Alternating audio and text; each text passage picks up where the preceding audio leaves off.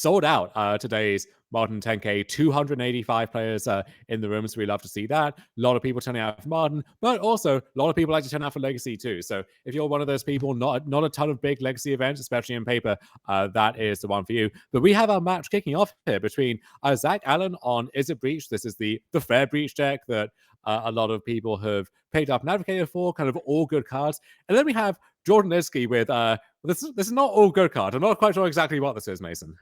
Yeah, so this is Bant Prison. So this seems to be a Jordan Lidsky special. I've seen stuff like this before. Basically, the big thing to note is that this is an Emeria the Sky Ruin control deck. So you haven't seen that card before. It's in the same cycle as Valakut, but for plains. So instead of where Valakut needs, I believe, 5 other mountains, this one needs 7 or more plains. And if you control those, you can start returning permanent cards from your graveyard to the battlefield. So this deck is going to have a bunch of permanent-based cards that can give you a lot of advantage. So cards like Thraben Inspector, Ranger-Captain of Eos, Squadron Hawk, Solitude, those cards are all staples. You're also going to see some weird ones like Call Me a False Hope, which is essentially a Fog but on a creature, things like that. And then you also see Elesh, Norn, the mother of machines, in this deck. That is a way to double up on all these sort of things and also lock out some decks. So this is more of a control deck, something that Zach Allen is used to playing with. But in this time he's going to be on the Izzet Breach deck, as we do see a Ragavan cast from him. And it looks like he just had a 1-lander and is going to get Teferi Time Raveler unsummon on that Ragavan. Yeah, this deck, it's not 60 cards. It's not 80 cards. I think you can guess exactly how many cards it is, Mason. Nice. 69 cards in the main deck from Jordan here. I hadn't even processed that, Dom. Look, we got to find room for the one Eternal Wanderer that's in the deck. We got one Prismatic Ending, one Windswept Abandon. We got an Ephemerate. We got a Brawlback. We got a whole lot of stuff in this deck. So a lot of synergies that we will be working towards in this game. And this one, maybe not as competitive as we hope to see in the feature match area. Zach Allen stuck on 1 land, Jordan Lidsky at 4 and counting. And I think there's more where that came from. Yeah, we've Ranger-Captain grabbed the Thraben Inspector, up a bunch of cards. Zach has some cards in hand, but stuck on lands like you mentioned. The one good thing for Zach is that in this matchup, Jordan takes a little bit of time to actually kill somebody. So Zach is going to actually have a chance to draw out of this mana situation. He could drip a land on the next turn and then be back into things, but he needs to get it sooner than later. And Jordan does have Field of Ruin. So whenever Jordan doesn't have a good play, he can actually blow up the scene events and just put Zach on a basic. Yeah, looking at Zach's deck list quickly, we have 3 Island as the basic, so could actually take Zach off red mana entirely by doing that. Unclear if Jordan knows that or is going to chase that aggressively. Regardless, this deck has a lot of ways to spend a lot of mana, so going to see some game actions in progress before long. This is 5 mana 4. Elesh Norn, the mother of machines. Pull it up on screen. Every time we get a universal baddie, it takes over the game. First ever Cool to Promise in. Now this is a 5 mana 4/7 that ETBs, things that enter the battlefield for you, double, and they do not work for your opponent at all. Dom, this card is incredibly hard to kill. You can't Binding it. You can't Solitude it. You can't Unholy Heat it. You can barely Prismatic Ending it. And we have seen this card sort of break into Modern and sort of change the dynamic in a lot of different decks. I really hope every time we bring it up on screen, we get a different art. We got, I think, 10 and counting to cycle through. So we'll see how many of those we can get through before the day is done. A lot of respect for Mame here on the stream as we untap. And now all of our cards are going to double in their effectiveness. So Thraben Inspectors are going to make 2 tokens. We're going to get 2 Searchers off the Archons. Also, Elesh Norn has Vigilance, remember. So it's going to be really good at sort of attacking here. And, you know, Jordan's going to get to sacrifice this Ranger Captain. So now Zach can't cast spells on his 1 land. And Zach's just going to get chunked here for a little bit. And Jordan is in a prime position, even if Zach could, like, you know, magically got 3 lands into play suddenly, Jordan would be in a prime position to win this game. Yeah, now that lots of things you could attribute Jordan winning this game to, you know, having 5 lands to Zach's 1, getting to curve into Elesh Norn and so on. I'm going to give the credit here to Thraben Inspector. They're just a workhorse whose contribution really needs to be emphasized.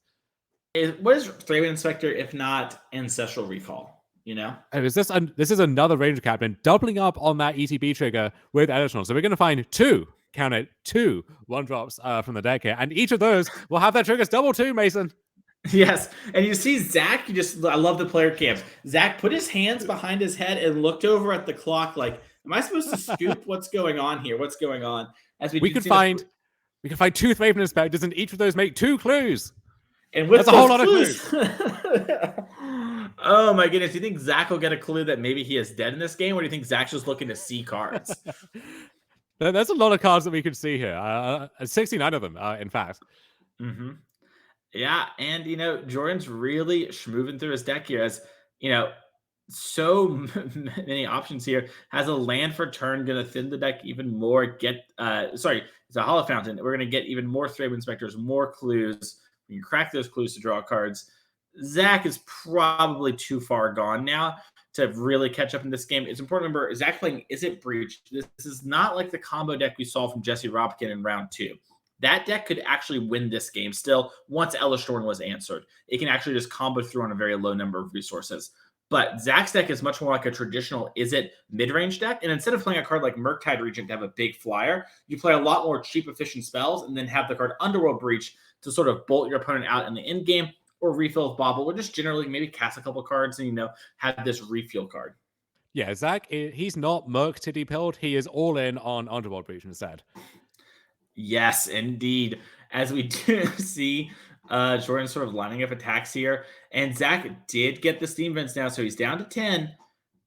Winning for Zach probably involves the card Expressive Iteration, I would guess. I think winning for Zach involves going to game 2 and seeing if that one can go any better.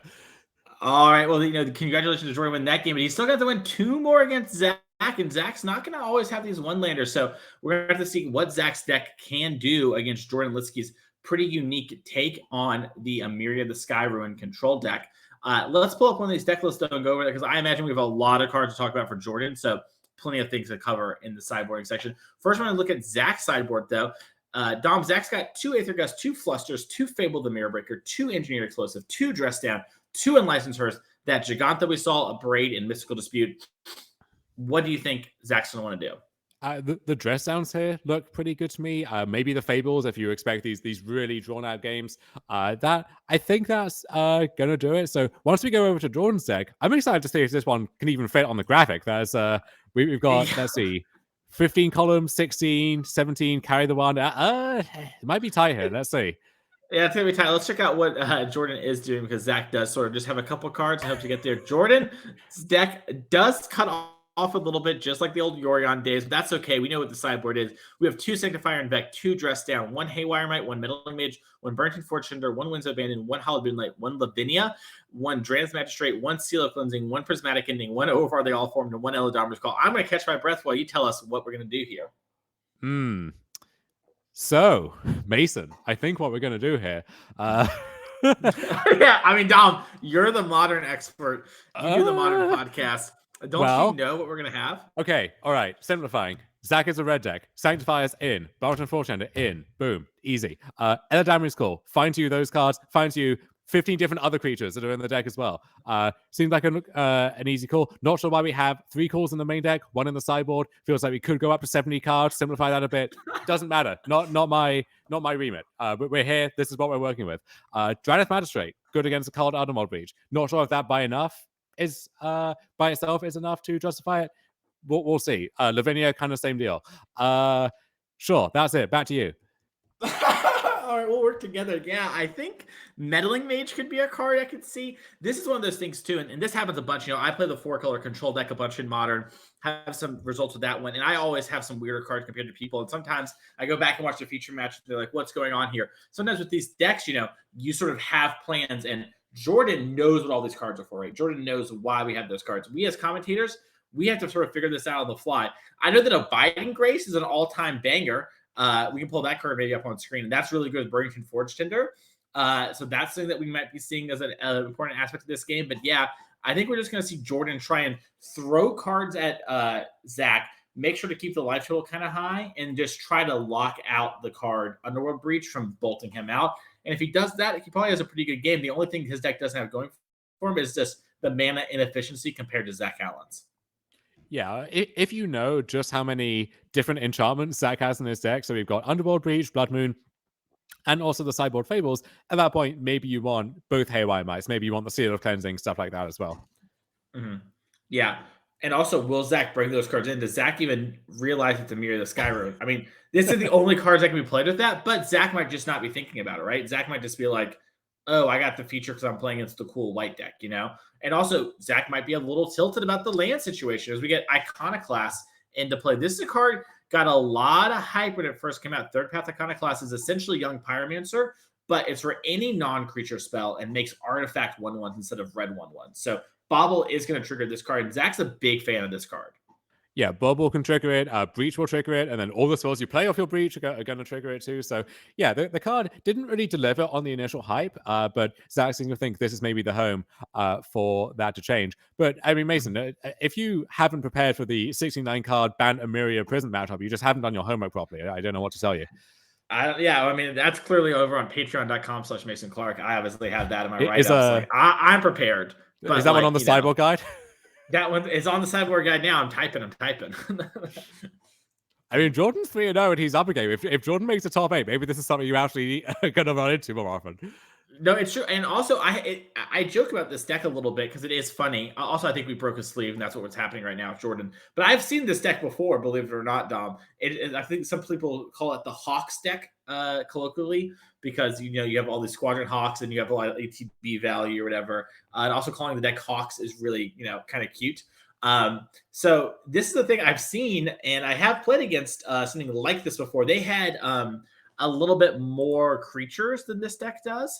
Not like the Ephemerates and stuff like that. But yeah, this is not like, completely unheard of. So it's possible Zach knows what's going on. But I think the exact one of bullets is where Zach's going to have a struggle figuring that out exactly. And there's the Hawk. And Mason, if you have 69 cards, you're less likely to draw the second Hawk and you can fetch it from your deck. That's just good deck building. Now, is 4 out of 69 the golden ratio that you're looking for? Unclear, but just something to consider. Yeah, someone at Frank Carson on Twitter with a clip of this. Thank you so much for doing that for me. And Dom, these Hawks are really important because they actually block Ragavan really well, and they do. You get a bunch. They are so good against Ragavan, and also they have keyword Stinky. Like, you're not going to want to use a bolt on a Squadron Hawk. There's no ways that. Looking at what's going on in this game, I want to put the chocolate in my peanut butter. I want to cast Squadron Hawk on 2, get 3 more in my hand, and then play Fable on 3, and discard 2 of those to my Fable. We're innovating live on stream. As Zach Allen does play Fable the Mirror Breaker here after getting his third class Iconoclast answered. We're going to see a Squadron Hawk smack in there for 1. And, we joke about this, but the Squadron Hawk, Sanctifier and Vec, big card here. That's going to make it really hard for Underworld Breach to actually get a lot of value and win with the bolts. Also, just an impossible to answer creature for Zach Allen's deck outside of the colorless tokens from Iconoclast. But there's a lot of incidental value. Things like Martyr of Sands is in this deck. So having just a card that gets more cards is something Zach might not be able to beat if like a Biding Grace Martyr of Sands loop gets presented.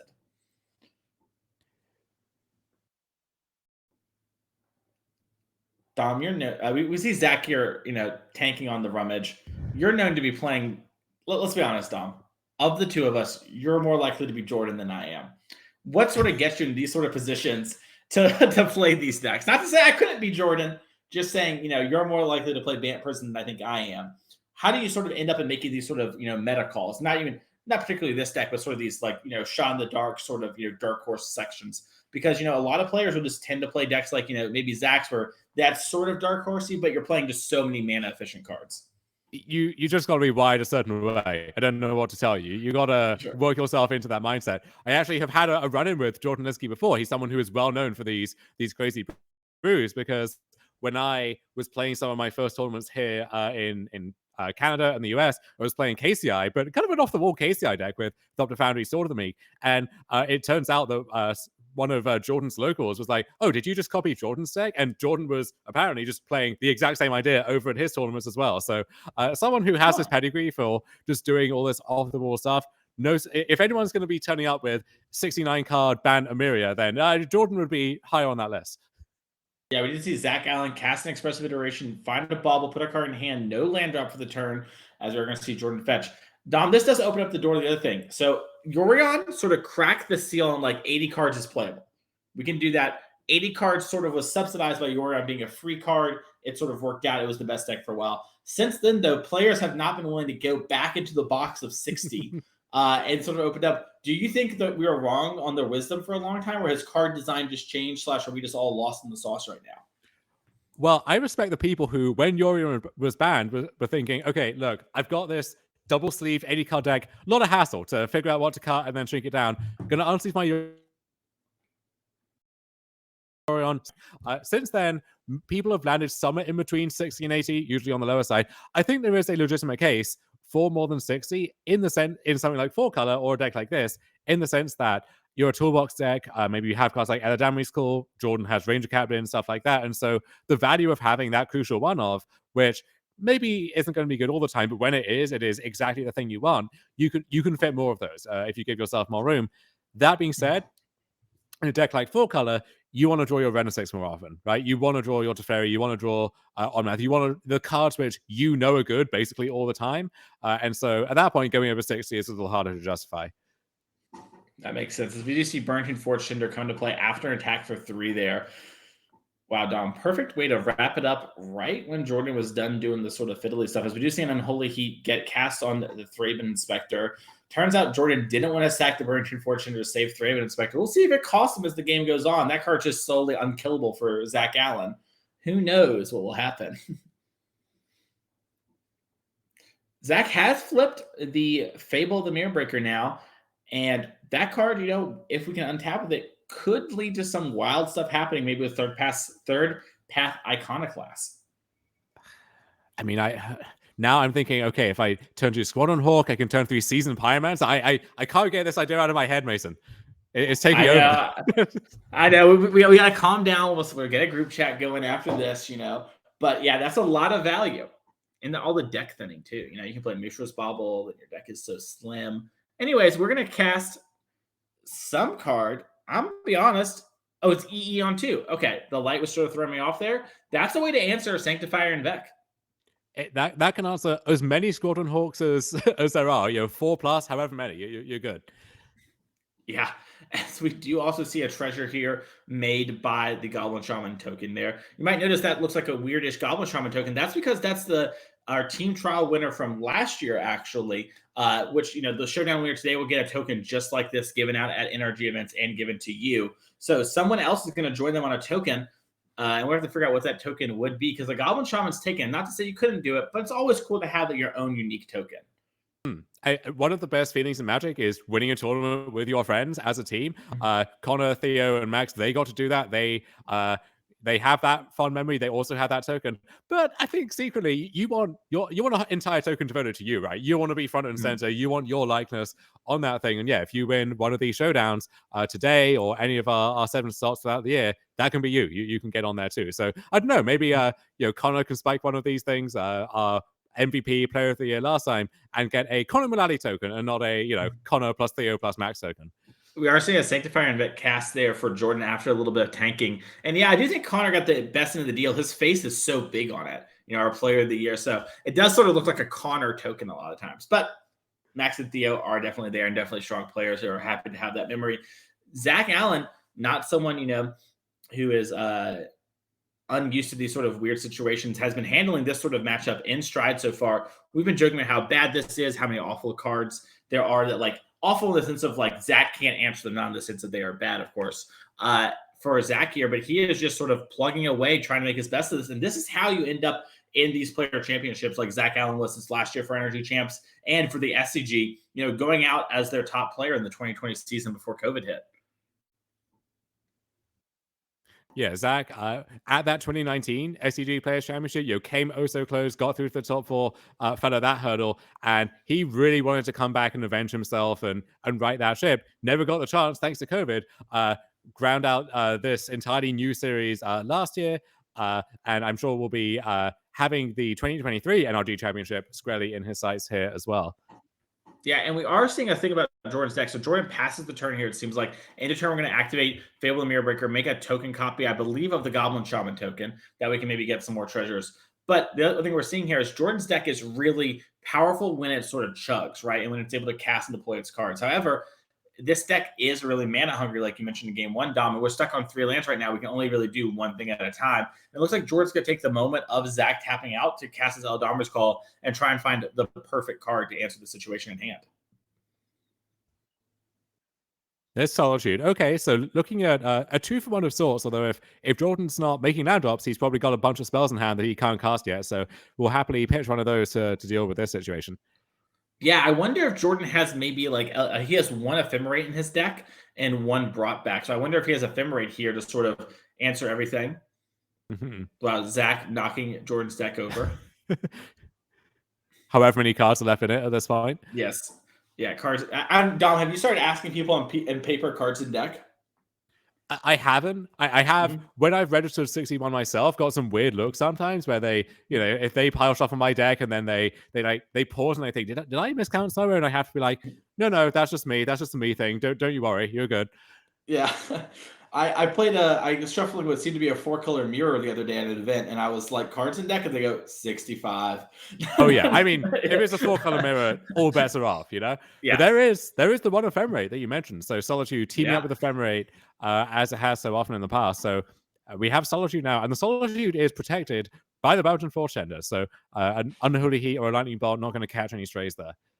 Yeah, and Zach was starting to sort of stabilize things, but Jordan willing to give up those extra cards in order to stabilize the board here. It's getting things back to parity there. There was going to be a second where Jordan was going to be in big trouble.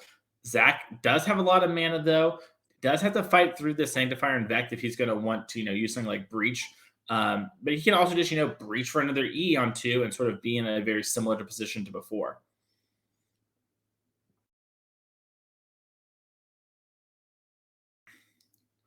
We're seeing Zach tap 2 mana. Maybe it'll be an expressive iteration. Who knows what it could be? It's another. He just has the natural E. Another explosives. Okay, so Sanctifier down.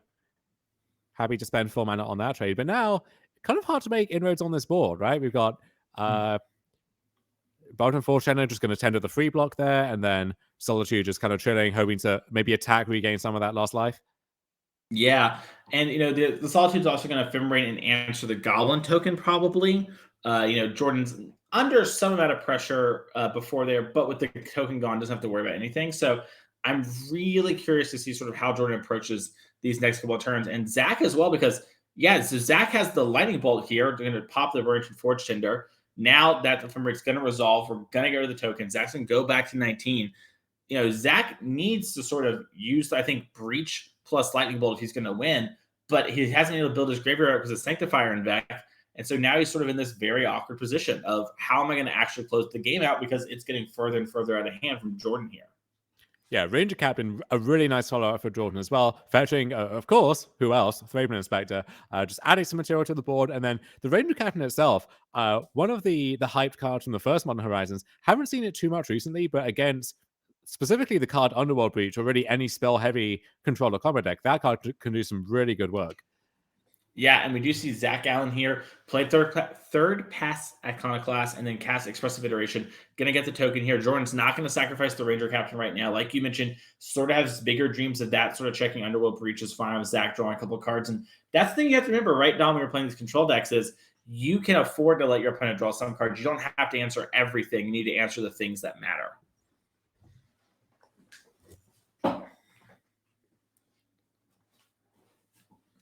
Do get another concert token here for Zach for playing the old Mishra's Bauble. So we're starting to build up a little bit of a force. Yeah, and Jordan's deck, we see Solitude, but there's not that much in the way of just actual spot removal. So it might be difficult to deal with the Iconoclast. And then if Iconoclast survives, going to create so many tokens, and it might be difficult to actually make good attacks around it.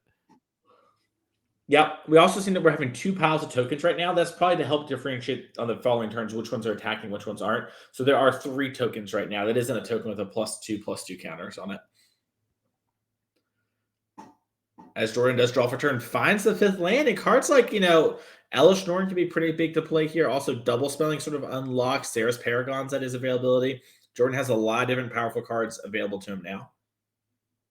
Sun Titan? I really want to see Sun Titan do its thing here. Yeah, Sun Titan would be back-breaking in this matchup. Just going to crack the clue first, though. Maybe we can follow up with a 3-drop of some kind. Yeah, Haywire Mite gives him a good protection against Zach doing Breach. Even if Zach has some piece of interaction for one of either the Captain or the Haywire, the other one will probably answer it there. So sort of, a nice little slowly working on the chokehold of this game. And that's why, Jordan labeled his deck as Prison, because it is sort of a mixture between a lockout deck and a control deck. The line gets a little blurred here, as we are going to when Zach fetches, we're going to respond with Eladamri's Call just to make sure Zach doesn't have Counterspell. Obviously, with Giganta revealed, not actually Counterspell, but some of these players do play Remand in their Izzet Breach decks. They have a Counterspell that lets you work with Giganta. So, yeah, there it is, Mason, the Sun Titan. oh, the daddy is in. And as you mentioned, with Gigantha revealed, the card counterspell out of play, and also philosophically, this breach deck, you don't want that many reactive cards. And so from Jordan's side, he can be pretty confident that whatever big thing he goes for is pretty likely to resolve. 100% here. Yeah, and the Sun Titan, we can start locking out with things like Ranger-Captain, right? Where we sack that Alan can't cast any sorceries or whatever, and then we just rebuy it when we attack, and then, get more cards, get more searching. The value train never stops. As we do see on the Holy Heat on the Ranger-Captain, we're going to sack the Ranger-Captain in response. And, now, okay, we're just going to move over to 1 token for now, just to make it a little bit more clear. So we have 4 little 1/1 friends that can start attacking. But weirdly, a 1/2 is really good against all these 1/1s. Yeah, that's the thing, is going wide the way that Iconoclast wants you to do has its virtues in a lot of spots, but against just a 1/2 blocker even. Like, you actually need a decent amount of tokens before you can attack and make any real inroads there. Mm-hmm. As we do see Zach here tapping 2 mana. He's sort of looking at his graveyard. I wonder if this is the Breach turn. Breach in this deck, very different than Jesse Robkins' deck we saw in round 2. You're going to see a lot of just casting Considers and then doing whatever you can and playing a bunch of baubles just to generate a bunch of these tokens. Okay, here we go. Here is Underworld Breach. So without mana for the Haywire Mite, without Ranger-Captain of Eos, Zach has free reign to just cast as many spells as he can from a pretty stocked graveyard at this point. Yeah, actually, Zach, if he has a land in hand, he has enough mana currently to bolt Jordan out with 1 more land drop, assuming he has the number of requisite cards in his graveyard. So we might see Zach just bolt Jordan a couple times, maybe bolt down these creatures and then just try to kill Jordan. Yeah, board down the Solitude as a lifelinker, go wide. Yeah, there's Unholy Heat. Yeah. And this is why you'll see so many of these fair breach decks, right? Imagine if a DRC was in play. You can just surveil basically whatever's on top, and you essentially draw it or pay 1/3 of the cost towards the next one, right? And with a card like Mishra's Bauble, you find another DRC, you find Bauble, suddenly you're drawing 6, 7, 8 cards in a turn, getting all these tokens. This is one of the coolest and most powerful fair decks in Modern. Very different than the Murktide deck as well, despite playing a lot of very similar cards here. As we see, Jordan sort of hand in hand realizing wow, this one's sort of slipping away from me here with the Underworld Breach because, he went for the Eladamri's Call to get the Titan and doesn't now have the answer for the Breach, as we're seeing exiling 3 cards in order to cast. It looks like that was Consider, I think, pulled to the front there. Yeah, it is Consider. And Consider is nice because you can bend basically anything, and that might give you another spell to play or another Mishra's Bauble. Yeah, so going for a little bit of everything with this breach. We're cleaning up the board a little bit, drawing some more cards, just taking a lot of game actions, getting a lot of triggers. I think that's, you see that stack on the left there. I think that's 4 additional ones from this turn, and there's more to come for sure. Yeah, and this is a really big, not only turn, but showing from Zach on hey, I can win this matchup. There are bad things going on, but it is something I can maneuver through. And yeah, it looks like Zach was just a little short on actually bolting out when it came to cards in the graveyard. We actually needed that Consider to sort of be in this spot, it looks like. So Zach unable to sort of bolt out, but in exchange did get to Consider and sort of keep binning some cards and work through his deck, because we do see Zach bin the Remand in his deck. That's sort of the soft counterspell he has. And Zach can play some card. He can bauble again, get another token, and be in a really good spot. Zach just drew a lightning bolt. Wow, yeah. So notably, unlike a card like Counterspell or something more reactive, Remand can actually pair well with your own Breach, with your own Iconoclast, just playing a bauble, let's say, remanding it, getting it back in the hand, playing it again, and just keeping the cycle going. Yeah, it's a way to sort of churn through your deck there. It's a great point to mention. And now Zach has 11 counters. Yeah, and Jordan's going to pick up his cards. That game sort of got away from him there. Oh, no, sorry, he's not picking up his cards. Sorry, he was just trading his plants. I thought he was picking up his stuff there. But yeah, Zach Allen here has a grand total of 11 1/1 contract tokens. There is a Sun Titan coming down that's going to sort of stabilize. This makes a lot of sense here. I thought it was a little weird Jordan's picking his cards up, but who am I to judge as we get Ranger-Captain coming into play? We're going to search up something. Maybe this is the time for the Comet of the False Hope. It's unsure to me what's going to happen here. I was wondering if we were going to see the Eternal Wanderer, shrinking Zach down to just 1. construct token. But there's Sun Titan, so that's 2 bodies, and if Jordan has another land, so is that Martyr of Sands, it looks like? Yeah, that was Martyr of Sands picked up. Maybe Jordan just didn't have the Kami. I think if Jordan had the Kami, he maybe even would have played it this turn, just made some land drops. But we're going to see a Dash Ragavan. That is going to be exactly lethal. And yeah, Jordan is now for sure picking up the cards, as we had exactly 11 damage. A very impressive game there from Zach Allen. Wow, what a game. If you think about it, Underworld Breach is kind of like a Sun Titan, right? If you tilt your head, right angle, it just costs 2 instead of 6 and does a whole lot more besides. So you can call this fair breach. I don't know if any deck with breach can really be called fair, because that card is pretty ridiculous, but fair-ish. You see what he's going for.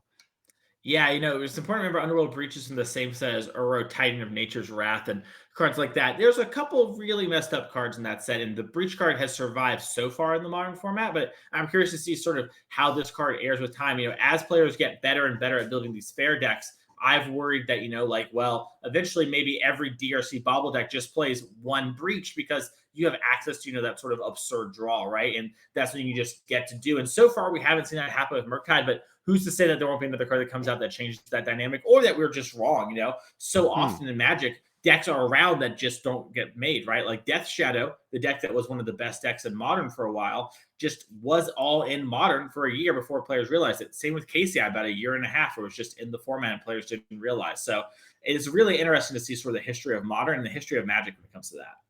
And Shadow is one of those shells where you saw some people say, hey, why don't we put Breach in our Shadow deck and try that out? Two mixed reviews, I think, but that shows you how tempting the card is. That even a deck which, on the surface, doesn't seem like it would want it, can still find room for it, and it's worth making that sacrifice. 100%, yeah. By the way, speaking of a sacrifice, you don't have to sacrifice any of the fun of Magic. If you're having fun right now watching this, make sure to click the follow button and get ready for our next event in Minneapolis. That's going to be in May, right after the Pro Tour. It's going to be the 14th and the 15th, I believe. And that's going to be a Pioneer 10K and then a Modern 5K. So that 10K is going to be the one that's tied to a big event. Sorry, it's May 20th and 21st. My mistake there on the dates in my head. But yeah, we have Shieldred bringing us in here, and this is going to be a really exciting event. We're going to be having a bunch of events like this year. This one's going to win your own token, win a bunch of money, get you the Players Championship, and I cannot understate the winner of the Players Championship gets a Pro Tour invite. It is so exciting. Our next event after this one's going to be in June. That's going to be, back here in Mundelein, Illinois, about 20 minutes outside of Chicago, in case you're curious where that was. We're going to have a 10K Modern event, and then, like we mentioned so much, a Legacy 5K trial. Expect to see a lot of big names come out for that. Players who play Legacy love to play in these sort of paper events, and we always see great turnout those weekends. So hoping to see the Brian Kovals of the world, etc. And that's going to be June 24th to the 25th. So pretty exciting. And Legacy is a format that's kind of in flux right now. You had Delver versus Initiative as two top dogs. Both of those got cut down to size in a pretty big way with the recent bans. And so we now are figuring out, is Delver just the best deck again anyway, like it usually is, or has it finally been dethroned for now? What other stuff maybe has more room to breathe now that those two decks are not what they used to be? So that's going to be a more up in the air Legacy format that we've seen in quite some time. And so I'm excited not just to see Legacy, but to see this current iteration of Legacy in particular. Yeah, also the attraction deck, right? There are some things we just don't have on Magic Online, so we don't get to test them as well. But there are decks that, players are like, hey, I think these decks are good, but they're not on Magic Online. The first one was actually the Initiative deck, right? We saw it do sort of well, like in Paupers originally, and I think it had one paper finish, and then it came to Magic Online and sort of blew up. The attractions aren't on Magic Online, but some players say, hey, this attraction deck is actually pretty good. We might get to see that in paper. As let's go down to our feature match here, because that paper match is about to start now. But a lot of exciting and new cards coming in the Legacy. I think that's around the time Lord of the Rings releases this too. So we might have some Lord of the Rings cards in that set, which could be very exciting. Might see some stickers, Mason, some Mind Goblins, perhaps. Ooh, I love a little Mind Goblin. As we get a Thraben Inspector, getting a clue and passing turn. By the way, the optimal clue art used by Jordan there. I'm a big fan of the broken glass there for the Avacyn. With the face and everything. Yeah, that one is nice. There are others which just, okay, this is some random metallic emblem. Okay, no one cares about that. The face, love the face. All about the face. Love face. Anyways, we have a DRC into Mishra's Bauble. We're going to surveil away Mishra's Bauble, and Zach's sort of tanking here. Looks like he wants to take a peek in Jordan's upkeep on what the card is. Zach may be playing around some sort of weird discard or naming effect. There are cards like Elite Spellbinder and Peacekeeper that look at your hand, name a card. So Zach waiting there, sort of playing around like, okay, there's a bunch of weird cards in Jordan's like, I need to play around them. I'll do this. And so Zach's going to get to draw 2 on this turn and sort of maybe start getting this DRC going. We haven't seen any real pressure from Zach when it comes to creatures outside this wide army we saw in the last game. It's hard to know what to play around, right? Again, out of Jordan's deck, and this is where if you had open deck lists, maybe during that 1 minute review period or something, you look over and you think, okay, well, I vaguely recognize that, and I need the Oracle text on that one, but you at least know what you're working with. In closed deck lists, I mean, all bets are off, right? Jordan's deck could have basically anything within his 2, maybe even 3 colors. 100%. And we see that clue get popped there. Jordan just trying to, make land drops, curve out, doesn't have anything he wants to do here. Plays a Floodstrand for turn. Gonna get a fetch right away. Curious to see if Jordan wants any sort of, shock land type thing for some of his splash cards. He has things like Teferi, Supreme Verdict, the Eladamri calls we've seen. So there's a Temple Garden signals, maybe we're going to have Haywire Mite or Eladamri's calls. We do get Ranger-Captain. Looks like Jordan is starting to shuffle a little bit. We might be seeing Zach here actually have a remand for this Ranger-Captain. Looks like Zach's taking a little bit as he is cracking the Scolding Turn. Might be thinking more about, do I want to be grabbing, a basic versus a shock here? How much will that matter in this matchup? Yeah, we saw Field of Ruin in an earlier game, so don't want to get fielded off your only red source, for example, if you fetch a basic island. So maybe a decision to be made there. Yep. Yeah, and we are grabbing an island. I wonder if Zach brought in Blood Moon for some of the splash cards. Yeah, I mean, Jordan's deck doesn't seem to have the off-color basics, and if you see stuff like Emeria, right, like that's a pretty big disincentive against basic island, basic forest, stuff like that. You see mostly a mono white deck, but some splashes. Yeah, I think I would have the Blood Moons and just try and get them, especially on the play. Yeah, I think it makes a lot of sense here. As we do see Zach Allen, the card was dressed down. So that's going to make it so the Ranger-Captain actually doesn't get anything. We have broken a sleeve. We're going to get that fixed real quick here for the players. Sometimes when you have 69 cards, they just don't shuffle the same, right? It's a big Yorion thing. So yeah, you got less spares in the deck box to work with. So really running some risk there. And yeah, I know there's been a lot of mumbling about like sleeve quality and stuff recently. It's really hard to find just good quality sleeves that will last over the course of several tournaments. That's right. If only we had some sort of sponsor that had a sleeve we could promote right now. I would love to do that, but alas, parting is such sweet sorrow. Is that even a good use of that there? I don't think it is. Hypothetically, if there was a store that sold both singles and magic supplies at good prices, you could go to pick those up. I mean, NodeRageGaming.com would be one such example, but I'm sure there are many others if you do eventually find that mythical sleeve. That's true. I know some people speak highly of the blade, if you know what I mean. No free sponsors here. If you know, you know. As we are seeing some shuffling, looks like there's some conversation with the judge. Maybe it's probably just thinking like, hey, can we get an extension here? Blah, blah. We're a feature match. We got a little broken sleeve here. Totally something you can do in events too. We're coming back to the booth real quick. Looks like there's a judge call. We don't know what exactly the judge call is. This might be a situation of wanting Oracle text on checking your card. It might be a ruling. When we figure that out, we will let you know. But we have to stare at Dom and I for a little bit as we talk to you all about Modern. So in this sort of situation, Dom, you're sort of playing for the tournament. You're really excited. What's sort of going through your head right now if you're in the event hall and sort of Zach Allen's seat? One thing that's going through my head is, 9 rounds is a lot of rounds. And I know as Paper Magic slowly was phased back in, this was one thing that we really had to get accustomed back to was, I mean, we're all older and not necessarily wiser, get fatigued more easily, but also it's been so long since we just played an entire day full of Magic, and 9 rounds is a lot. So it's tough to get through all of that without your awareness and your tightness of play starting to slip a little bit. Just finding a good routine that works for you to kind of stay engaged during the tournament, I think is really important. And just even if you suffer a frustrating loss and maybe in a spot like this, fall to 3-1, now your back is up against the wall, can't suffer a second loss, being able to rebound from that, getting your head back in the game, I think is really important. Yeah, it seems totally reasonable. We've got a little bit of time. I'd love to talk about some of the new cards spoiled from March of the Machine. The official previews start next Wednesday, but some of the story cards have come out. So we have to see, for example, Ren and Realm Breaker. So this is the brand new Ren and 6. Well, Ren is technically the card, 6 is the tree, in case you want to get into the details about it. But Ren, she's back, and she has taken the Phyrexian World Tree, and she's melded with it. So we have this 3-mana 4 loyalty walker that has the passive of all your lands tapped for a mana of any color.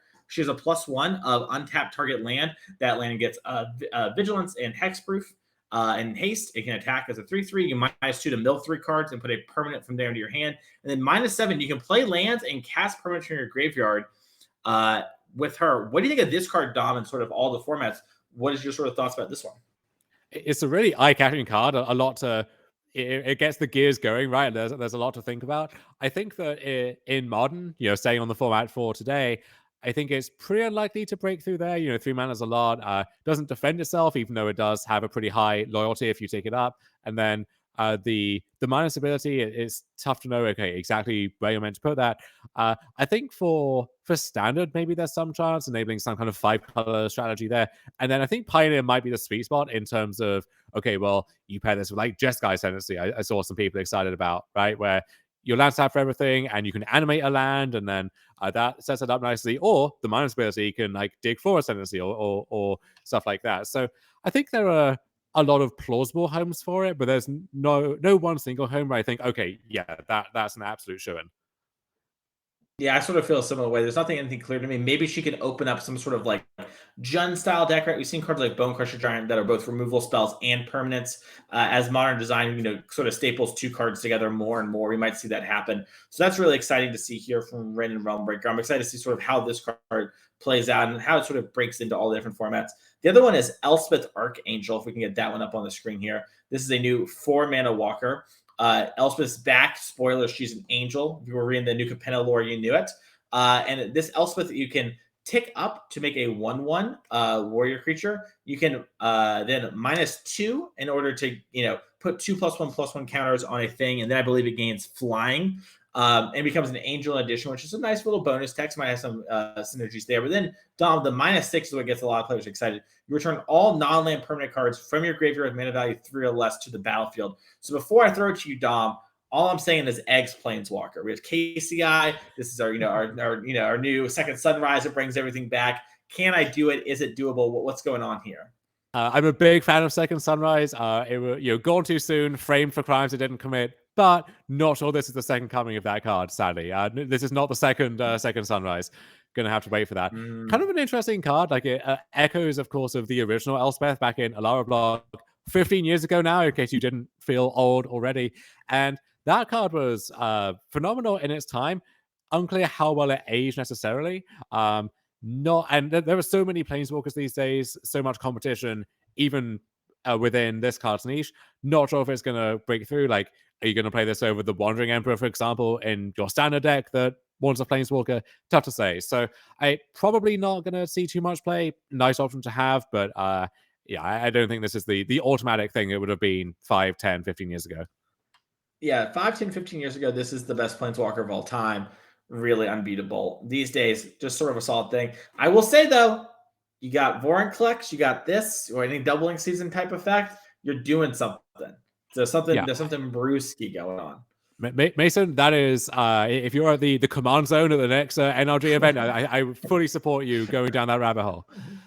All right. Well, I might be there. It looks like the players are touching cards right now. I can sort of see a little bit there. Looks like they're still resolving the judge call, so it's still going to be a little bit here. But, Dom, we talked a little bit earlier about Modern. What are some of the decks you really like playing in Modern, even if they aren't, the best decks in the world? Like, I recently started playing the Spike Inverter deck. That deck's super fun. Is there anything that you've been sort of spending your time on? Whatever the latest Spike deck is always a good time. Looking at, Glimpse of Tomorrow is just the gambler in me. Loves just spinning the wheel, flipping cards to the top of my deck. Unclear how you're meant to build that. Build that deck. You can go all the way from the kind of fair list to the ones that are just trying to high roll Omniscience and Emrakul and everything into play as well. So something in that space is a lot of fun. I want Urza itself to be good again, not just Urza Saga, but that one tough to make work these days, I think. And then of course Primeval Titan. I can't quit him. He is the love of my life, and I think will remain so for the time being. Yeah, I miss Primeval Titan. I've been playing so much Omnath. I might just have to pull up the Titan a little bit. But yeah, it's been nice to play the inverter combo again. Speaking of Sun Titan and so on, I think the Tameshi deck is one that is pretty underexplored and has some potential, and also just a lot of fun as well. Just going off with that deck is a blast. So I think once I get some spare time to just hit the leagues, that will be one of my next projects. Yeah, the Tameshi deck is really cool. My only problem is it's weak against creature hate, artifact hate, enchantment hate, and graveyard hate. But if you get over that hump. Hey, as I recall, a certain Underworld Breach deck had a lot of the same criticisms leveled at it. And now this is supposedly the best deck in the history of Modern. So who knows? The sky may be the limit. I will say, one deck plays Grinding Station, the other plays Cultivator Colossus and Arboreal Grazer, which are strong cards in their own right, but a little interesting in that deck. So, the hater in me just likes to get a little bit of jokes in here and there. But yeah, there is a lot of really strong cards and aspects to that deck. Lotus Bloom is a really messed up and strong card. Dom, we're sort of hitting the part where one deck plays Dragafan, one deck plays Arboreal Grazer. Pretty obvious, I think, which monkey is better. Just saying. Well, Arboreal Grazer is a sloth, so I'm going to need to get someone new in the booth who doesn't understand. The head judge is now getting involved in this sort of thing, so it's going to be another minute. Let's talk a second, though. Have you seen any of the Lord of the Rings cards, Dom? I have. Are there any in particular that caught your eye? I think we have to talk about the One Ring. Regardless of how good you think it is, we got to pull up the One Ring. We got to talk about this card. So this is a 4-mana artifact that you can tap and put a burden counter on it, and then you draw a card. And then for every burden counter on it in your upkeep, you lose a life. And then you also have protection from everything until the next turn. Okay, so here's the thing, right? We're a big fan of combinations, of Splinter Twin situations, if you will. I don't know if we have the ability to pull up cards on request, but if we do, let's get some Chronotog totems up in here, if we can, please. Because I don't know if it's going to be Spike or someone else, but you're going to be seeing someone trying this at a Modern tournament near you before too long. Yeah, let's see if Norm can get Chronotog. That is the card's name. It's 1 in a blue. Chrono, CHRONATOG. It's one word, chrono, like time, and the word tog. That is and then the word totem. Okay, so turns out. Wait, it doesn't have the word totem in it. Wait, what's happening? Is this a different card? Or do you have 2 cards that work with this card? Well, now this is the thing about Time Spiral block, right? You have all of these iconic cards from back. Oh, there we go. You love to see it. Okay, so here's the thing. You gain protection from everything until your next turn. If you never take a turn ever again, you have protection until the turn that you never take ever again. And so if you just vibe, you just chill, you let them take every single turn for the rest of the game. You can't be touched. You can't touch this. And so eventually they just deck out and don't do anything after however many cards in their deck have expired. Well, luckily we're back in the feature match area. We're unsure what's happened, but the game's resolved. Now you know. Go to nrggaming.com. Get your Chronotog totems. It's going to be a broken. Here's your bubble. Wait, hold on. Chat is saying my combination does not work, and they're just breaking my heart over here. Wait, no, you can't just skip forever. With actual Chronotog, you can, because Chronotog is just activate to skip your next turn, gets +3/+3. Use this ability only once each turn. It just won't let you have any fun these days. This is okay. This is my magic is going down the drain, Mason. They just won't let you have some nice, good-hearted fun like this. Fire Design is yet again taking away the fun of Chronotog, the original design cards. I'm gonna need a masterpiece of disaster on Chronotog if someone can clip it and ship it and tag Andrew Brown on Twitter. But anyways, we're back in the game here. Looks like we are.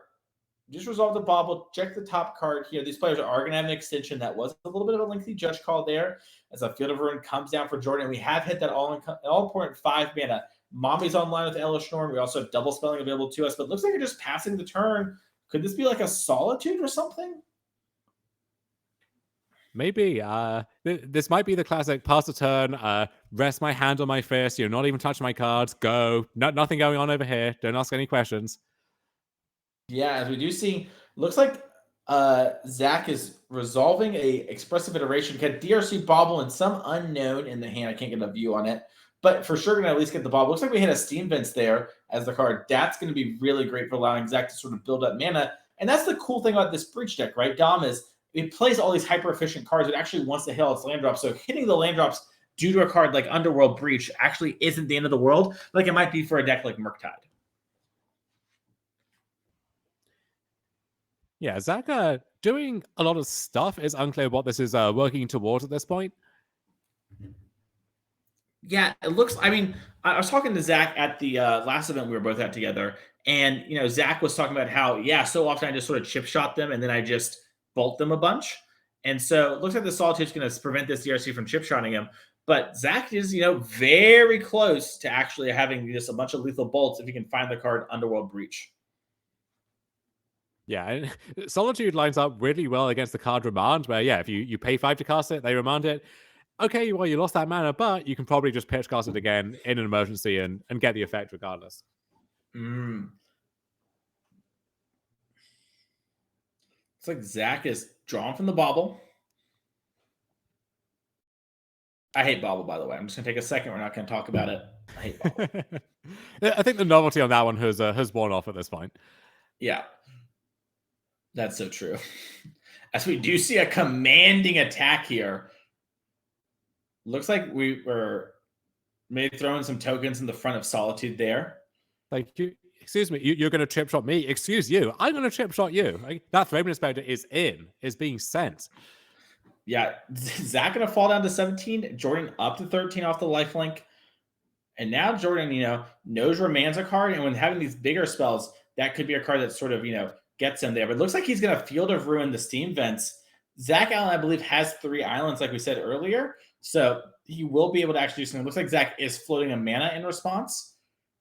Cast something like Consider or whatever. Does have a land here, the last island. So Jordan might be thinking like, okay, how many more of these can Zach actually be playing?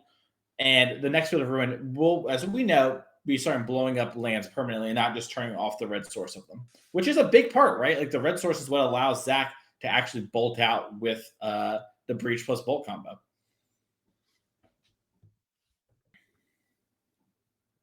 Yeah, no, there's nothing like a Manamorphose or anything like that to kind of launder colors of mana into different colors. So if you're constrained on red mana, then that is a constraint you just have to live with. Is it Drawback? Drawback. Oh, pull that one for the people at home.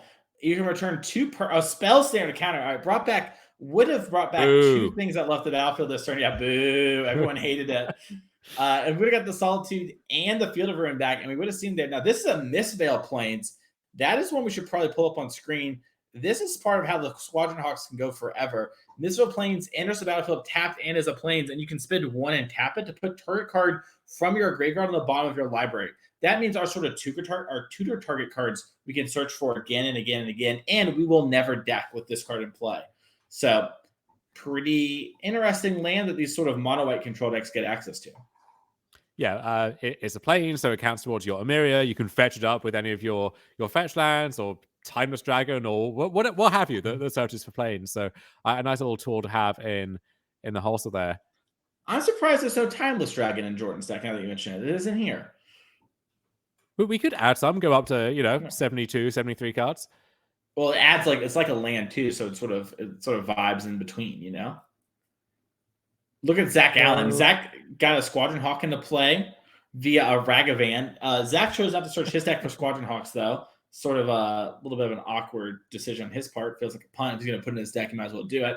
As we do see Supreme Verdict coming down here to blow up the Iconoclast and all the tokens. So now Jordan's starting to stabilize as he does play Sanctifier in deck, which is going to exile all the red cards from Zach's graveyard. So even if Zach could find Underworld Breach and could try to start bolting, the bolts are not going to ever hit the graveyard again, and the graveyard is much smaller for getting those fair breaches off.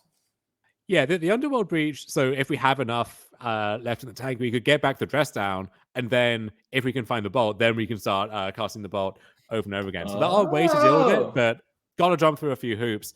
Fable, a nice follow-up for Zach Allen. We'll see if Jordan has one of these big hitters. So actually, there's Emeria. So we're 1 planes away from just having this recursive engine online every single turn. So it's like, most of his spells are good at this point, and any land that's a plains gets him there as well. Yeah, Jordan, having land be a good draw step is a good place to be as a Binding Grace comes down. This is a 3-man enchantment. Yeah, Zach's taking a little peek skip here. You either gain 1 life at the end of turn or return a 1-drop from your graveyard to the battlefield. Seal of Cleansing.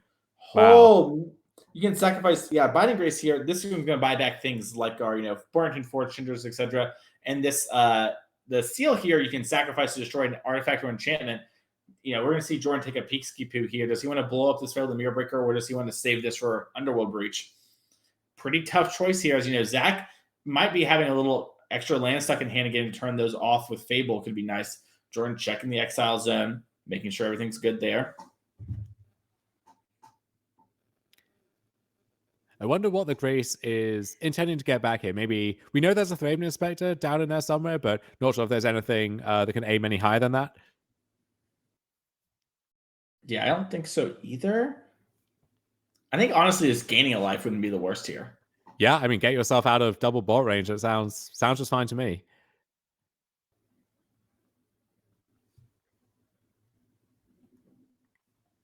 Seal of Cleansing does take down the Fable, deprive Zach of those redraws. But if Zach just had a breach left in the tank, which maybe he would have found an earlier chance to cast, so Jordan's gambling on him not having that. But if he does have a breach, we might be off to the races again, even with Sanctifier messing up some of those, some of that recursion. Yeah, I mean, like you mentioned, you can do the dress down. You also just have like bobble a bunch, like draw 4 or 5 cards can be a lot here. So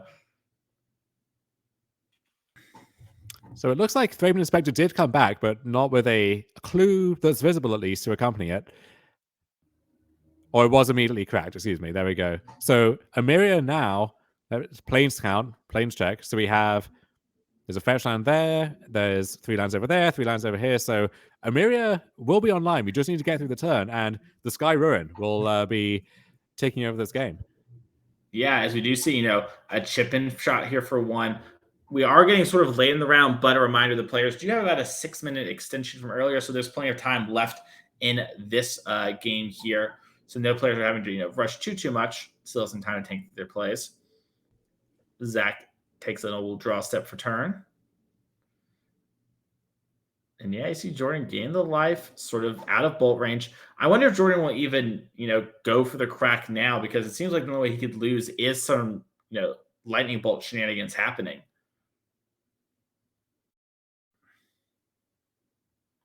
So we do see Unholy Heat hit the Thraben Inspector. Then Unholy Heat is exiled, but those should be fine. We are going to see the Goblin Shaman token and the Ragavan attack hit. That is going to, put Jordan down to 5. And I wonder if we have double bolt, we can seal this game. We're going to hardcast a Ragavan for Zach here. It looks like he's just trying to get some chip shots in to set up for that lethal bolt. Do we know that he has the first one for sure? I'm not positive. I saw something right in hand. It maybe could have been Ragavan. It's a little bit hard to see the hands fully. We have sort of a bigger table set up this weekend, trying some new stuff out. But yeah. It's often hard to tell what Zach has in hand, because in the past, he is well known for playing these all foiled out, fully expeditioned control decks. Has come over to a different philosophy as of late. So we see just normal Spire Bluff canals. We've got some unhinged islands. Those are nice and everything. But this is a surprisingly unflashy deck in every sense of the word, given Zach's pedigree. Oh, okay. So I was mistaken, chat. Even with the time extension, time is called, and we are in turn 0 on Jordan's turn here. So Zach and Jordan have entered the end game, as it were, and we are going to be playing it out from here. And it looks like we drew Burrington Forge Tinder. That's a huge pickup for Jordan. Now, was Emeria triggered? Did it bring anything back? I'm not sure, to be honest. The Emeria trigger maybe got missed. I thought Emeria triggered in the upkeep. Maybe it triggers in the end step, and we're just... No, it's at the beginning of your upkeep. If you control 7 or more planes, 1, 2, 3, 4, 5, 6, 7. I believe Mistveil Plains is a plains. Solitude has entered the fray here. So yeah, that a free Solitude, but not in the way that you usually expect. And now here is Harkar Sun Titan grabbing Ranger-Captain of Eos, which in turn is going to grab, let's see here, maybe Haywire Mite? Maybe. You can see in the background of our player cam, we can catch a spot of Raja Suleiman, friend of Zach, who we saw earlier in our current champion, hanging out, watching. And Belton Forge Tender offering a form of insurance against a lethal lightning bolt coming off the top of the deck to seal the game. Yeah. And here's Haywire Mite. So the question now is, can Jordan close out this game within turns? That's a pretty formidable board, and it's only going to get bigger as Emeria triggers and Sun Titan triggers and Abiding Grace even triggers as well. But we'll see if Zach can muster enough defense to gum up the ground. Yeah, and it is turn 0 on Jordan's turn here. So we're still going to have 2 more turns of attacking here. And Zach Allen, in sort of a bit of a pickle, is going to need something like Iconoclast and Expressive Iteration if he's going to want to live through this, because those Burning Forge Cinders and things are everywhere. So we see Ragavan cast.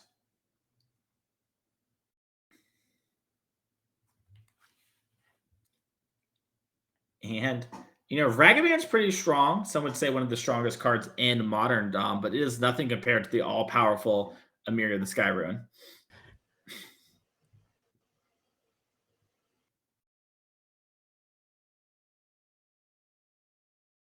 See more mana being tapped. This is Teferi Time Raveler.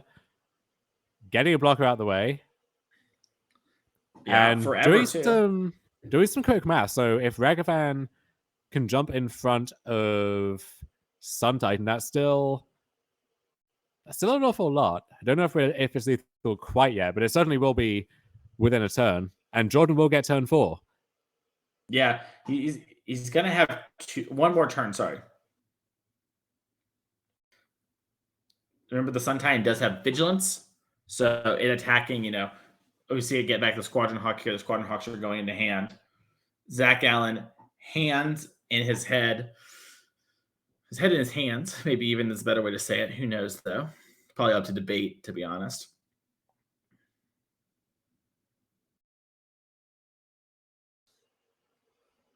And we're seeing Zach sort of realize, how did my life end up like this?